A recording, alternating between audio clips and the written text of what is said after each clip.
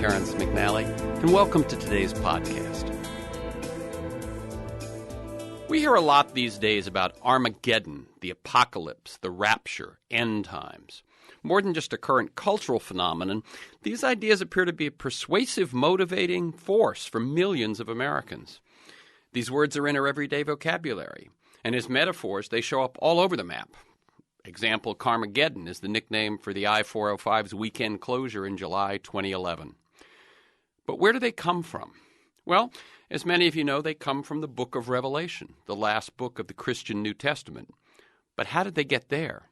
Who wrote it? What does it mean? This week's guest, religious scholar ELAINE Pagels, author of the Gnostic Gospels, considers the book of Revelation to be wartime literature.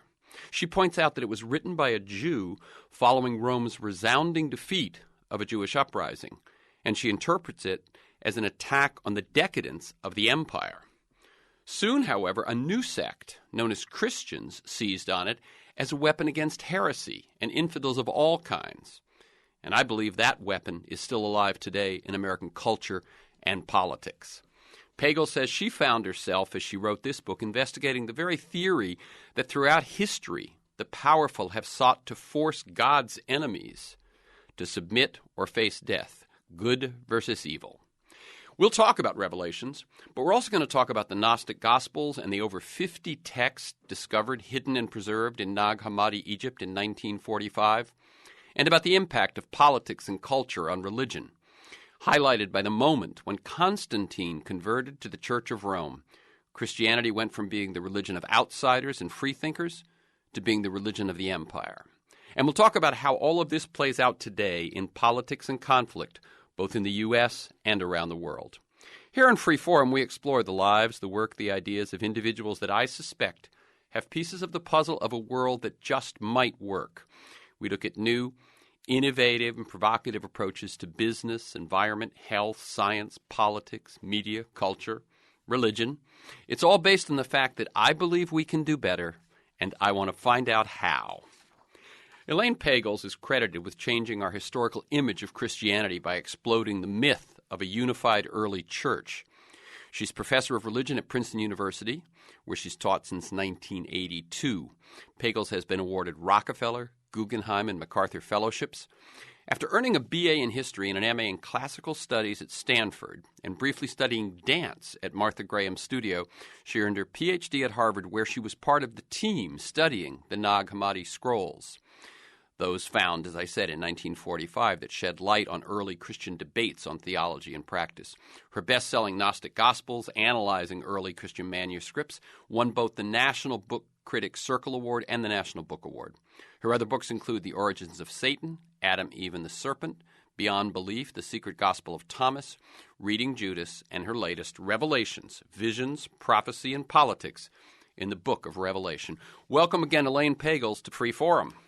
Thank you. It's great to be here. Yeah, I actually, in doing research for this, found out that we haven't done this in about 10 years, which is, that's true. It's hard to believe. I think it was just on the release of Beyond Belief. Yes, that's right, when I was visiting. Yeah. Yes. So as I always say, I like listeners to get a feel for the people behind the ideas and the work that we talk about. So tell us a bit about your path to the work that you're doing today. Feel free to mention mentors, turning points, moment of decision. How did you end up as a religious scholar, and how did your working career become so entwined with the Nag Hammadi scrolls? Well, those are good questions, Terrence. I mean, first of all, it was very unlikely because when I went, they don't teach this stuff in high school or school, and my family wasn't religious particularly. They were sort of culturally Protestant. My father had given it all up for Darwin and became a biologist, and his attitude was that, the Bible was a bunch of, weird old folk tales, which people who weren't educated, might still look at. But, he was a scientist and really had no use for that. So I was brought up to think that when people got educated enough, religion would just sort of fade away, And then, but I loved poetry, I loved dance, I loved music, And then some friends took me to an evangelical revival in San Francisco. I think it was Billy Graham. I was in high school. It was at the Cow Palace in San Francisco. Wow. And it was huge. And to my parents' total horror, I fell right in. I just loved it. I loved the music and the intensity and the passion of the whole thing. They were truly horrified. And so for about a year, I participated in a Bible church, which was, Bible believing, and this is what the Bible says. And it was a very transformative experience because there was a world of imagination and life and there that I just had no idea existed, So, and then after a year, I fell out of love with it because they start telling you exactly how to live your life and who you can be friends with and who's going to hell, and including one of my closest friends because he was a Jew, and I thought that was odd because Jesus was a Jew, but it didn't seem to affect them.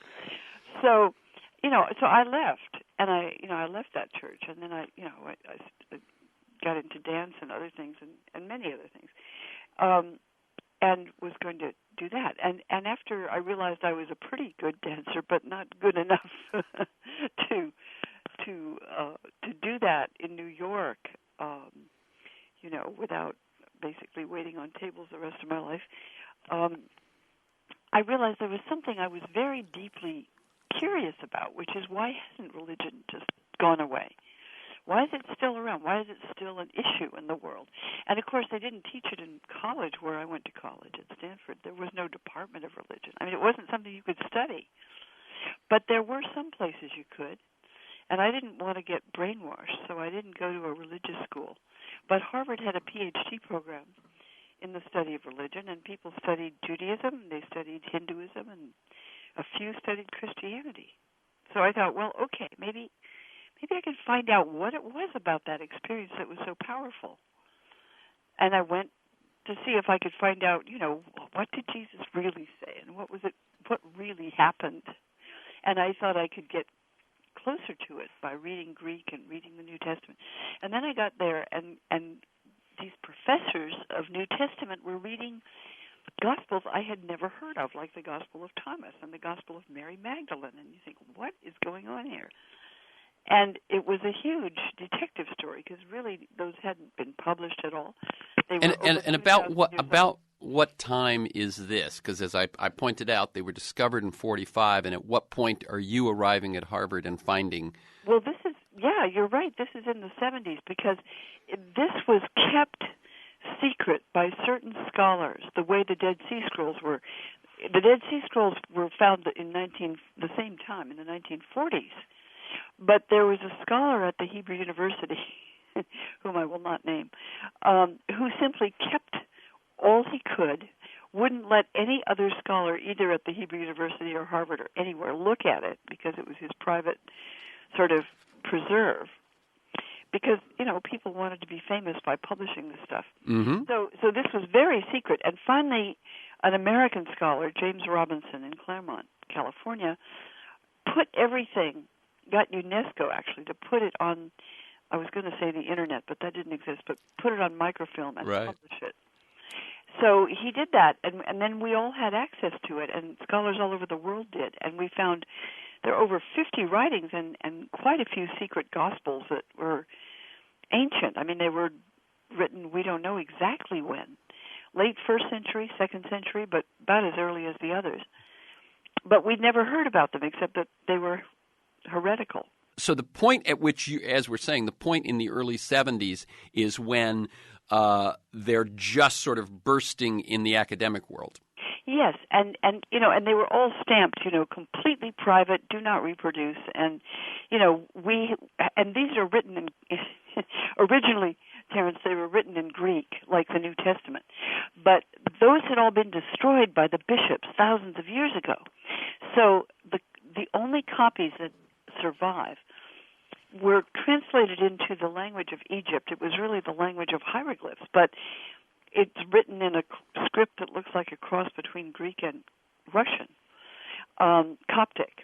And the Coptic Christians had taken this stuff and were reading it in monasteries, but when the bishops banned it, somebody defied the order to destroy this stuff because it was heresy, and buried it to preserve it in a jar in a burial cave thousands of years old in Upper Egypt near Luxor.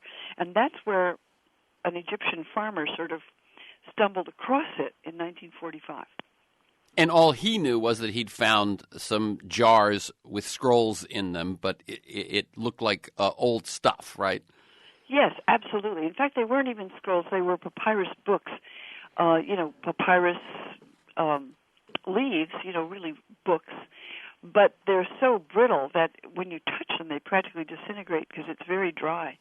Papyrus usually rots, but in that part of Egypt, it's so dry that some of them survived, And so he didn't know what he'd found, and he tried to sell it on the black market. That was illegal. So, and then he went to jail because he and his brothers had killed an enemy of their father who'd killed their father in a blood feud. These blood feuds were going on even when we were in Upper Egypt in the 70s. Machine guns shooting across the road to Luxor, actually. But anyway, he found this stuff, and when it finally got to the Coptic Museum, where it now is in Cairo, scholars began to find out that there was something amazing here. There were sayings of Jesus that we'd never heard, and a lot that we had heard, and many secret gospels and other writings attributed to Jesus and his disciples. So that's what's really changed our picture. Mm-hmm. It wasn't what I wrote. It was what came out of that amazing discovery. We're still trying to sort of sort it out. I understand, yeah. In other words, you happened to hit with that book, that best-selling book. The discovery then became more well-known than it had been. So let me just ask a couple of quick questions. Have they all been translated, and are they fairly universally accepted for what you and other scholars have stated them to be? First, they've all been translated, yes, and that actually, we did a quickie job that was published in 1977 called the Nag Hammadi Library in English, and then we did a scholarly job that took until 2005. We finally finished really beautiful scholarly publications in Coptic and English and notes and stuff that were published. No, not everybody agrees what they are. And anyway, it's a pretty disparate collection. Some of these writings are pretty early. We think written, say, we don't know, the end of the first century, maybe the year 90, when some of the New Testament writings were finished. Some of them may be later. But there's a lot of argument now, Terence, now that conservative scholars can't just say, well, they're just crazy because they're not the real Gospels. Now, some, for example, at Cambridge University, there's a scholar who says, well, all right, they are ancient Christian texts, but they're terrible. They're still heresy. And they really don't count and just don't pay any attention, But the rest of us who are working on them are saying, this really expands our picture. Because before this, what got preserved of the Christian movement was a kind of small slice of what there really was. And that's what happened to accord with later tradition that called itself Orthodox. But now we know there was a lot more controversy, discussion. Who was Jesus? What was the good news? What does the kingdom of God mean? Who are the real disciples? What is the right message of Jesus? All of those arguments, all of those questions were intensely debated. And a lot of those debates were just simply censored. Mm-hmm. And you're saying censored not since the 70s, but censored or since the 70s. You're saying both in the early days and since? They were censored in the 4th century yes. when the bishops actually had police and military power backing up their orders. Right. Now, since we're talking right now about these books, which end up being sort of the window into everything else, yes, that we might talk about as we look at any of your books, and including the recent one in the Book of Revelation. For those of us to whom this is new, and it was new when I first started reading you years ago, a couple of historical questions. One, you've mentioned 2 or 3 times that these are very early. They're written in the year 90 or the first century or something. So place for us the accepted Gospels, that everyone Yeah. knows, John, Matthew, Mark, Luke. Those, when were those written? Who were those written by? And then that moment when Christianity goes from being, as I mentioned in the intro, from being the religion of outsiders, truth seekers, questioners, to being the religion of the empire, and then it's soon after that, isn't it, that these decisions get made about what stays in and what goes out? So, exactly right. Yes, what's fascinating actually is, as you point out, that there was a Christian movement for about 300 years before we had a canon of the New Testament, which means a list of writings that are the right ones to read and worship. So there were lots and lots of writings in the early Christian movement, and the ones we know best in the New Testament, we think the Gospel of Mark is the earliest of those, probably written around the year 70. That's about, 30 years after the death of Jesus. Mm-hmm. Matthew and Luke, we think, are written about 10 years later just because of the internal references. But we can't, there are no dates on the manuscripts because the earliest ones don't survive. The Gospel of John, probably written around the year 90 to 100. So that's what we think. Now, some people thought one of the texts found in this new collection might be even earlier, and that's the one called the Gospel of Thomas, just because scholars had said, before anybody wrote the Gospels that have stories and sayings of Jesus, like the ones in the New Testament, the people who did had lists of sayings of Jesus, and they had lists of what Jesus did, They had written sources. And we didn't have a written source of the sayings of Jesus, but the Gospel of Thomas is exactly that. And it's just about 7 pages long. It has lots of sayings that are in Matthew and Luke, like a sower went out to sow, the parable of the sower, or the parable of the mustard seed, or, blessed are the poor, for theirs is the kingdom of heaven. Sayings that are very familiar are in it. And so some people thought, hey, maybe this is really the source that Matthew and Luke used when they wrote their Gospels. And in other words, I was struck by the way you said it's only 7 pages long.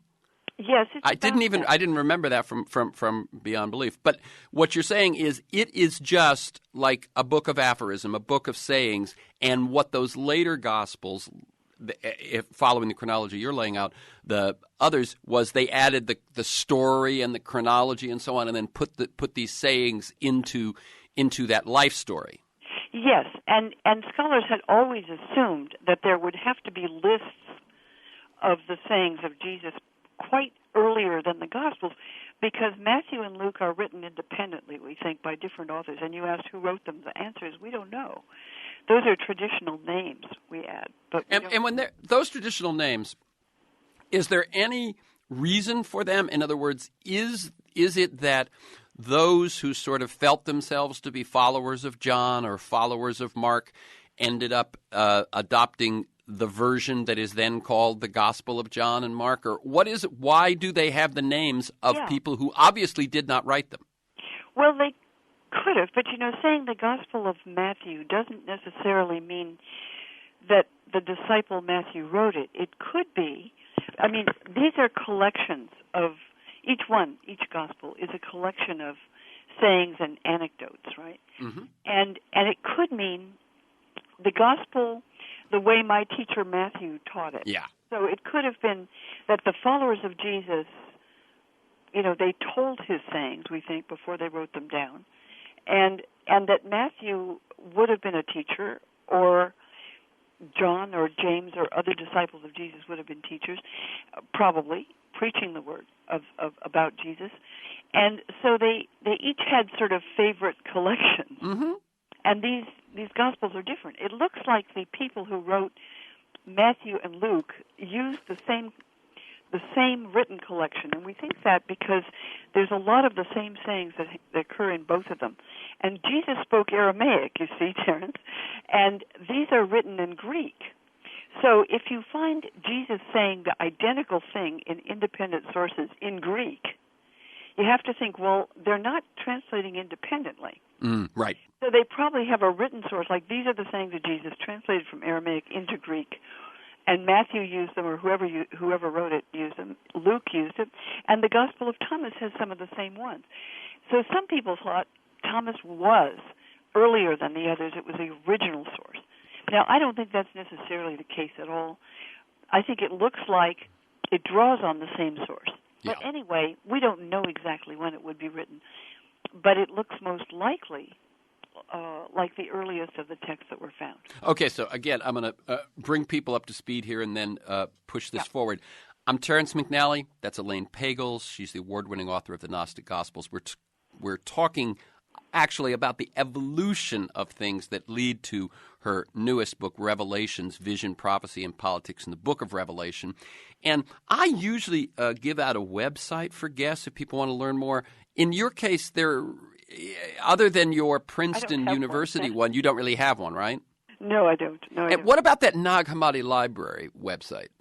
Well, I haven't looked at it lately. There's probably a lot of good stuff on it. And I mean, these writings can be found there. And exactly. Some of them are poems, and some of them are, the thing is, Terrence, these are writings that probably weren't meant to be part of a canon, because a canon is a list of things you're supposed to read in public worship. Sure. And these writings are really more mystical writings. They're sort of advanced level teachings. It's like, okay, you know about Jesus, you know that he was teaching in Galilee and he taught this and he taught that. But now I'll give you the secret teaching, and the Gospel of Thomas claims to be his secret teaching. Now, if he was like other rabbis, he did teach differently to advanced level disciples than to beginners. So this wouldn't be part of an ordinary canon. It wouldn't be what you'd have in a worship service. It would be what you'd give to advanced level disciples. Mm-hmm. So we've got all of these. Once we find these books in Nag Hammadi, we now know that there were many Gospels. There were many, as you say, more esoteric teachings, more the secret teachings. There were all sorts of things. And yet, I went to Catholic school. I knew that there were 4 Gospels, there were a certain number of epistles, and this book of Revelations wasn't even that certain, I don't think, at that point. Yes. What's the political and cultural story of how that came down? That's a good question. It's a great question, and it's one we've thought a lot about. By the way, I felt there was another question that might hover in the background of some people's minds, like, what is this, like the Da Vinci Code? And I just want to say, the person who wrote the Da Vinci Code read about these secret texts, the real ones, and then sort of jumped off into historical fiction. But the real discovery is so much more interesting. Yes, what we find out now is that, and I wrote about this in the new book on Revelations, is that bishops debated. As long as Christianity was an illegal movement, there were lots of Gospels and writings of Paul and other letters of other people and circulating between groups all over the world, from Rome to Africa to Spain, Italy, what is now Europe and England, all part of the Roman Empire, all kinds of Christian writings. But in the late 2nd century, some bishops said, well, I'll tell you, there's only 4 pillars of truth, and those are Matthew, Mark, Luke, and John. I mean, the other Gospels are written, they're wrong. They're just heretical, they're weird. They called them illegitimate, literally, illegitimate. So they were disliked by some of the bishops. And when Constantine was converted to becoming a Christian in the 4th century, it was 312, he gradually transformed the Roman Empire, to everybody's shock, into a Christian empire. And when bishops became not sort of fugitives, hunted because they were part of an illicit religious cult, but because they were now allies of the emperor, money poured into the treasuries of the bishops. They became politically important, and they established a really organized church with creed, canon, and clergy. And canon meant you had to have a list that everybody agreed on of what were the right books about Jesus. So it's really not in 325, as some people think if they read the Da Vinci Code, but about 370, nearly the year 400, before there's actually a list that people began to agree on. So that's really late. And is this the Council of Nicaea? No, it's actually about 50 years after that. Uh-huh. The So Council of Nicaea Nicaea establishes the creed, that these are the beliefs. Exactly. Nicaea, they fight out a discussion of a creed, as you said, and then there's a lot of fighting after that to battle the people who don't accept it against the people who do, and the Orthodox win because they actually have the emperor's power on their side for the most part. And so, but the canon comes about 50 years later, at least, because between the years 350 and 400, there's huge debates about the canon.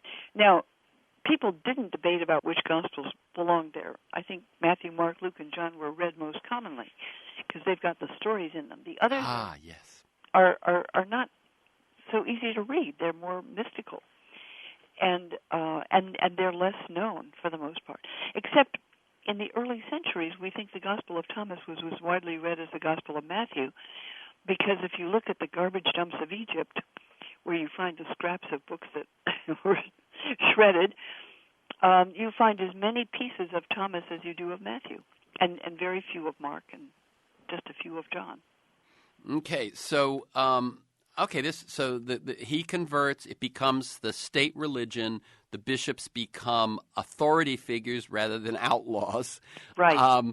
And it makes sense then that the most orthodox religious would have the alliance with the empire, being that they're the most authoritarian, correct? Well, I'm not sure authoritarian is, it's one way to put it. They were the most organized. Yeah. What they did, they call their churches Catholic, which means universal, of course, as you know, because they established a network of churches that would communicate throughout the world, because they had leaders that would be authorized to write a letter on behalf of, say, our little church in France to your church in Rome, or your church in Turkey or Syria or wherever. And they organized it on the model of the Roman army. So just like the Roman army had, ranks of officers, they worked out ranks of officers that they called bishops, priests. Monsignors, cardinals. And that, not that yet. Yeah. But just bishops, priests, and deacons. And then each one had a diocese, which meant, a territory. Just like a general. If you were a general, you were responsible for keeping peace in a certain territory. And now a bishop would be responsible for a certain territory. So that all happens in the 4th, 5th centuries. And what we see, yes, is that now we've got these two things that used to be mortal enemies aligning and modeling each other, and now we can go forward with what I always heard, the Holy Roman Empire.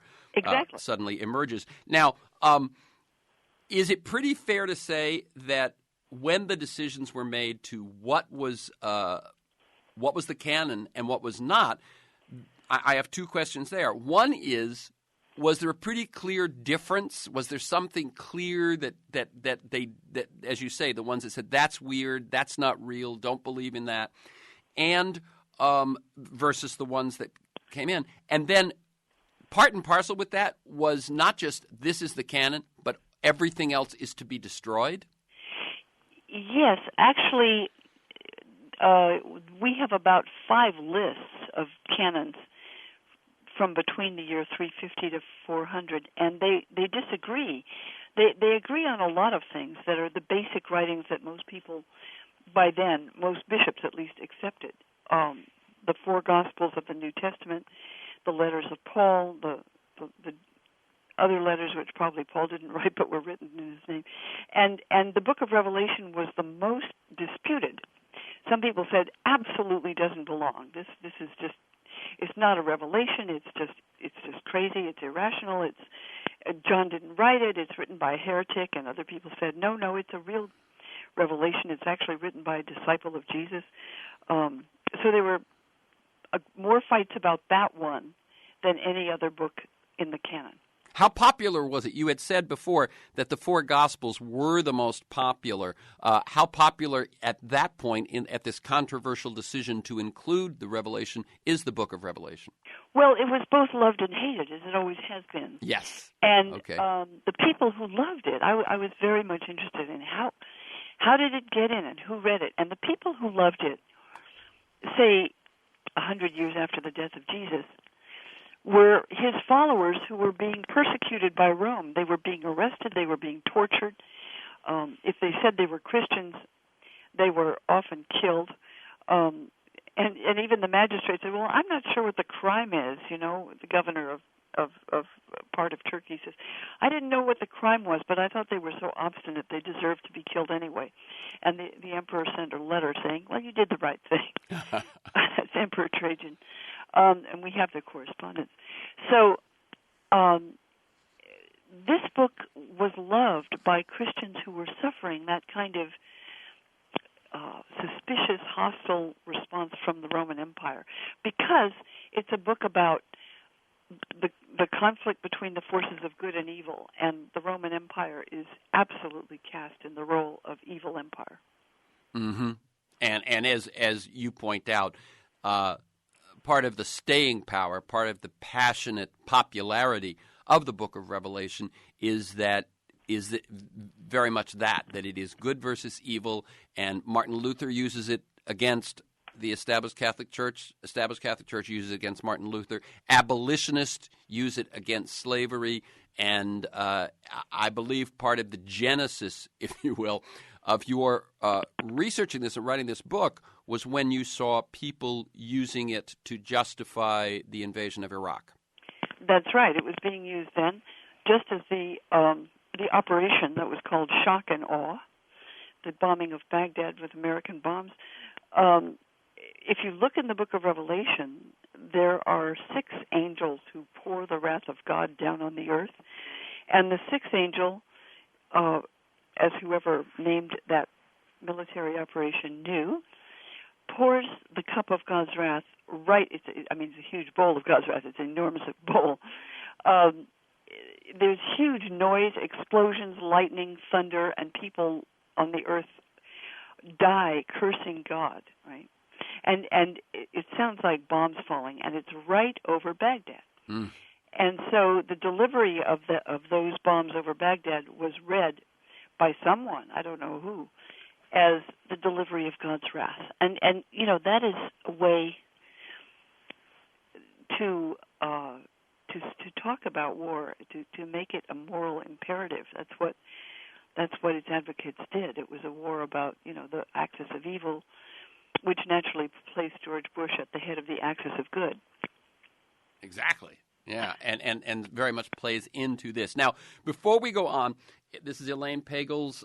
She's a noted religious scholar. Her latest book is Revelations, Visions, Prophecy, and Politics in the Book of Revelation, which we were just speaking of. I do want to hit 2 other points prior to this one, which is that Adam, Eve, and the Serpent, the first book of yours that had a big impression on me, there's a crucial thing when I recommend this book to people, that there was a turning point in the church about humanity's relationship to nature, sexuality, and even man, the relationship of man and woman. And it was kind of up for debate, and that there were decisions made around this same time that led to the church adopting one view, one relationship, and denying the other as heresy. Could you talk just briefly about that? Because I find that so again, this is the book Adam, Eve, and the Serpent from 1988. I was fascinated by that, Terence, because my husband and I were visiting in the southern Sudan, and we were talking to the foreign minister of the Sudan then, who had published a book of creation myths of his people. He was from the Dinka tribe. And I was struck by how practical they were. They were about who you could marry and about what work people do and why people die. And then I realized that the creation myth in Genesis is just like that. It's very practical. And when it's mentioned in the New Testament by Jesus, only once, basically once, it's a question about sexuality. It's a question about divorce and whether it's legitimate. It's a question about the structure of marriage and sexual relationships. And that's the way the book was read. That's the way Genesis was read, and that's the way creation myths are read. And I was very much interested in the way we got sexual attitudes from everything about gay sexuality to abortion, contraception, all of the hot-button issues that have been so used politically, are read out of biblical sources, and actually read in some cases out of Adam and Eve. I think you're talking about Augustine's view. Is that right? Yes, Augustine, and there was an Augustine who we know quite well, City of God, one of the people that even non-Christians study, and the other, was it Julian? Julian of Eclanum was the only man who dared challenge Augustine, who was a very famous, eloquent bishop, very powerful bishop, of course, and Augustine's view of humanity was that we were marred by original sin. I mean, that's really his big contribution, isn't it? Original sin, fall from grace, and original sin. It isn't totally his invention, but he developed the idea of original sin, and he also developed the idea that you can prove that we all have original sin because we are mortal, we are subject to death, and because sexual desire does not occur in humans today according to will, but just spontaneously. And for Augustine, for reasons I find rather strange, this was considered weird. He believed that God would have created sexual desire for one rational purpose, since it's thought of as such an irrational activity that how could you do it for anything but a rational purpose if you were a rational person? And that rational purpose, of course, would be procreation.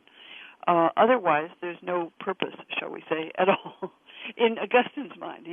Affection, relationships, pleasure, these don't figure. And just to throw in the personal here, Augustine had a period in his life where he quite indulged in the sexual spontaneous impulse in a non-rational way, and this was him turning against his own youth?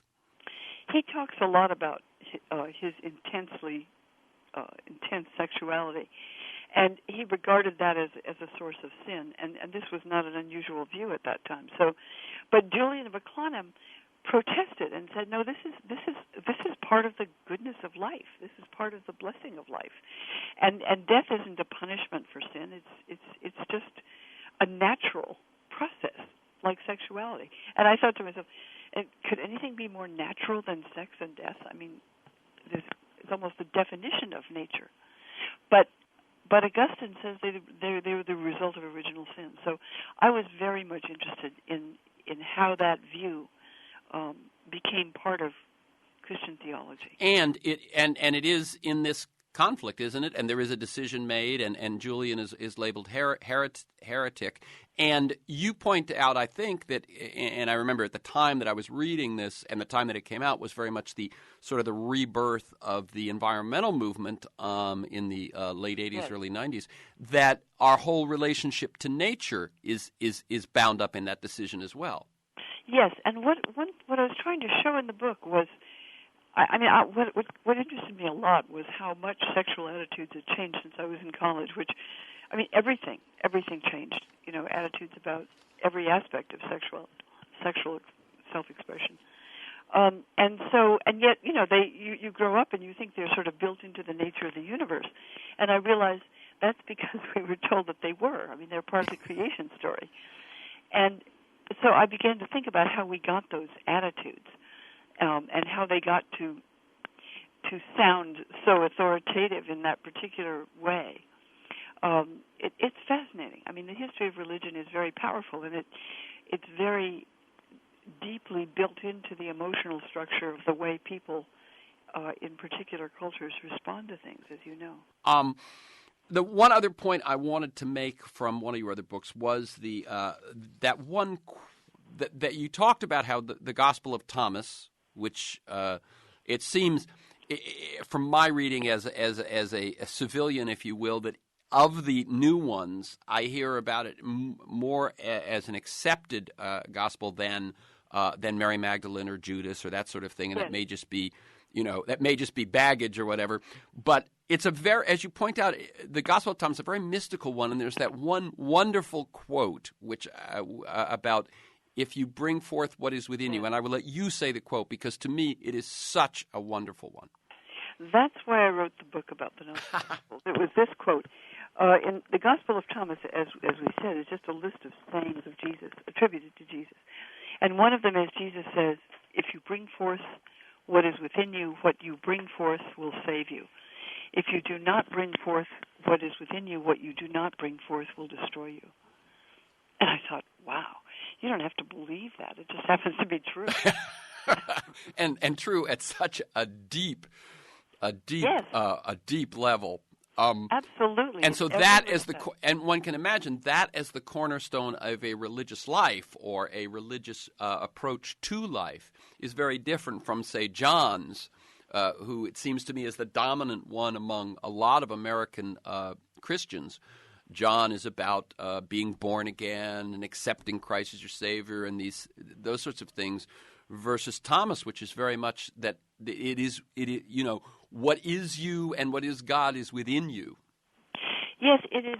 It's not an accident that people love that one the best, and I do too, because it is really close to sayings that we know are sayings of Jesus, and the teaching of it is about humans created in the image of God. I mean, it's not esoteric in that sense. It's really what a lot of Christians believe instinctively. A lot of Catholics do, a lot of Quakers do, a lot of other people, that because we're created in the image of God, we have ways to find access to God within ourselves if we look for them. And so this book is all about, this Gospel of Thomas is one in which Jesus says, whoever seeks should not stop seeking till he finds, because when he finds he'll be troubled, and when he's troubled he'll be astonished. And it's about seeking within and finding one's way to the divine source which created us. And that's pretty powerful, and it's probably shared also with Jewish mystical thought. And if Jesus said these things, which he may have, he might have been very well acquainted with Jewish mystical thought. And your point, you're mentioning Jewish mystical thought, not necessarily all of Jewish thought, but the mystical part. And it seems to me, of course, it's Genesis that that God created humankind in His image. I mean, that's what Obama used in his speech. Yeah.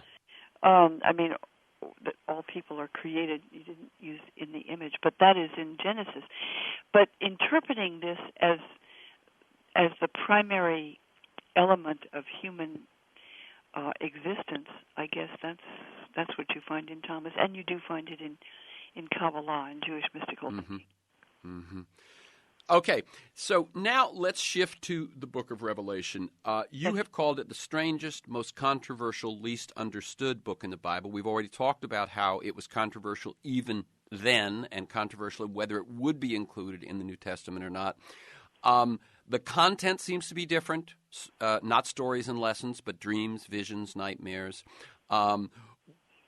Why does it remain controversial, and why do you feel that its influence has survived and perhaps even grown? That's such a good question. That's what I was asking myself. Controversial because there are no stories in it, there's no ethics in it, there's no narrative. All it is, as you said, are basically dreams and nightmares, and they're visions that a prophet named John of Patmos, who probably was not a disciple of Jesus, although later tradition assimilated him with one, said that he had about 60 years after the death of Jesus. And these visions are either horrific or they're very beautiful. They're basically an image of how he was taken up into heaven, as the Apostle Paul says he was also, and he saw the throne of God, and he was enabled to see the future, and the future that he envisioned was one in which God was going to come and recover the earth from the powers of evil that had taken it over, with a huge cosmic battle, the forces of angels fighting against demonic satanic forces in this huge battle which you mentioned, which is called Armageddon, right, the end of time, and that when it does, Jesus will come to judge the living and the dead. The world will come to an end, and a new Jerusalem descends from heaven. It's a very powerful set of images. I think that's one reason it survived. It's tremendously vivid and passionately written. Second, it's written by, as you said, a refugee from the Jewish war against Rome. He had lived in a terrible, terrible time of war. And this book is written with a passionate conviction that God will not allow the evil to rule the world forever, that God will bring justice in the end and transform the world and rule it in righteousness and glory, and God will light the whole world again. And that vision is a vision of hope for people who live in crisis and pain and agony, people who, you think about the people in Syria who see nothing but horrible destruction and devastation around them. And so this book is about, seeing the horrors of the world, of human action in the world, and yet hoping that there will be justice in the end. So it inspired people like Martin Luther King Jr., It inspired a lot of people who hope for justice. But because the images are so powerful and so elusive, images of, say, monsters and horrors, they're not very specific. So you can apply them on almost any side of the same conflict, as you said. In other words, good versus evil. Our side is good. We are on God's side. Together, we will vanquish evil, and ultimately we will triumph. Exactly. And you can see, for example, in World War II, many people felt that Hitler was the Antichrist, the beast, the monster, and, of course, there was plenty of evidence for that. And you see a French prisoner of war, Gabriel Messiaen, writing in a German prison camp in 1941, the Quartet for the End of Time, which is his vision of the end of time, right out of the book of Revelation, a hope for survival, which he did survive, of course, that war. And then you can see a book about Nazi propaganda, in which Hitler is seen as bringing in the third kingdom, the kingdom of Christ, purifying the world for Jesus, right? And this was read by the Nazis that way, and they taught it that way to Catholics and Lutherans. So, in other words, what you're saying is the Book of Revelation, or at least imagery from the Book of Revelation, themes, were played by both sides. Exactly. And they were played by both sides in World War II. They were played by both sides, as you said, in the Civil War, both by the South and the North. The Battle Hymn of the Republic, which was also sung at the inauguration, right, is written right out of the Book of Revelation, because it was about the Union Army, and it was about God's truth is marching on, and many people thought that the Battle of Armageddon was coming, that this was punishment for the sin of slavery, and yet people on the other side could read it too. And the reason they can do that is that the images, as I said, are what scholars call multivalent. They don't have one meaning. Mm-hmm. You can read them. They're huge. They're evocative. They incite passion, but they don't tell you specifically what they're about. So anytime you want to feel huge, incited with passion and so on, they may fit. Yes. Yeah. By the way, I'm Terrence McNally. That's Elaine Pagels. We're talking about her book, Revelations. Let me get to a couple of other things about this. One is your sense, because I know I've heard you say, I am a historian. Yes. As much as you're a religious scholar, you're a historian, is that John is writing about the Roman Empire. John is... First of all, yes. John is a Jew writing about the Roman Empire. Later, of course, this becomes a part of the Christian New Testament, et cetera, et cetera. But and your conviction for that, very briefly, is? Well, John is certainly a Jew. He is immersed in the writings of the classical prophets, Isaiah, Daniel, Ezekiel, Jeremiah. He knows that literature. He doesn't speak Greek very well. He speaks the Greek of somebody whose native language is either Aramaic or Hebrew, but he's immersed in Hebrew prophetic literature. He's also a follower of Jesus, and John is definitely writing about the Roman Empire, and maybe he writes about them as monsters and horrors because he writes about the empire as a monster because the prophet Daniel had used language like that.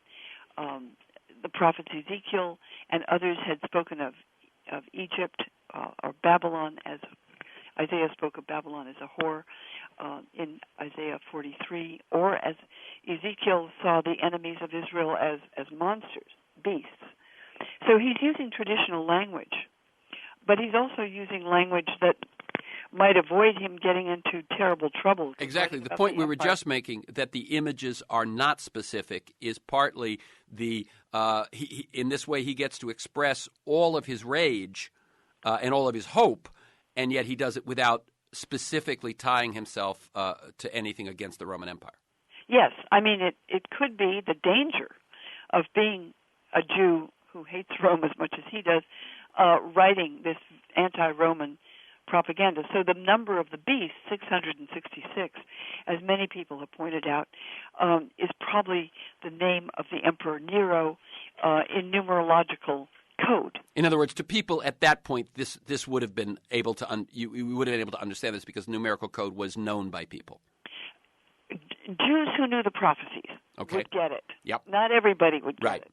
And probably the Romans wouldn't get it. And then the images of the seven-headed this and the multi-headed thing, that is also, as you point out, and we don't have time to go into it, but if you look at the artistic, the huge artistic works of the Roman Empire at that time, the relationship of the empire to the women very often that it was dominating was symbolic of the empire, dominant of Britain, dominant of Armenia, but in some ways you see that same sort of imagery is what shows up in the Revelation.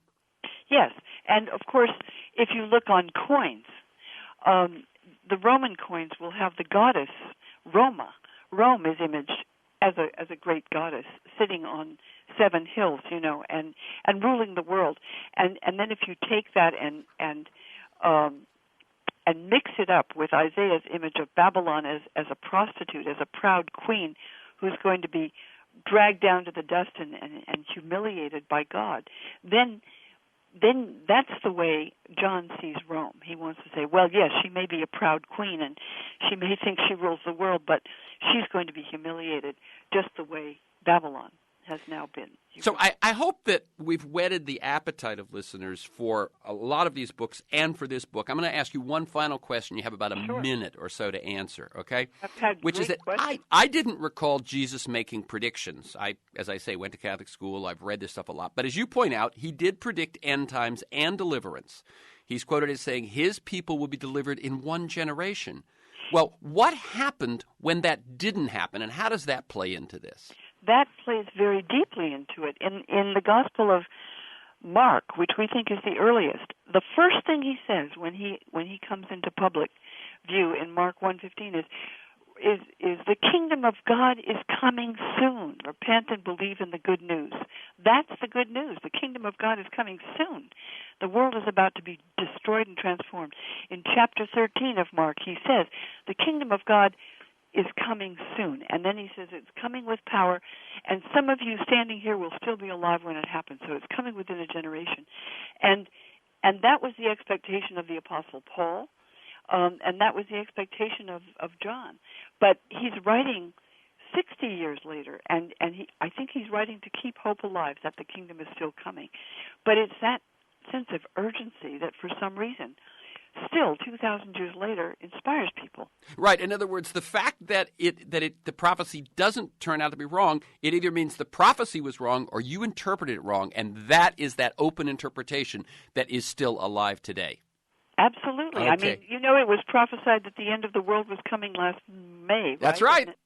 And then they said, well, maybe we didn't get it right. And then there was the Mayan calendar ending, et cetera, et cetera. So that is part of the remaining power of the book of Revelation. So again, the book is Revelations, Visions, Prophecy, and Politics in the book of Revelation. You can listen to this week's conversation and many others anytime during the week by linking to the podcast. You can sign up to have it delivered to you weekly. You can do both of those things either at iTunes or at my website. And my website has two names, TerenceMcNally.net, TerenceMcNally, TerenceMcNally.net, or aworldthatjustmightwork.com. They're the same website. And if you want to receive my weekly email announcement of upcoming guests and issues with 3 or 4 articles of background, sign up at my site or email me at TeMcNally, TeMcNally, TeMcNally at mac.com. And finally, thank you again to Elaine Pagels. Keep up the good work. Thank you.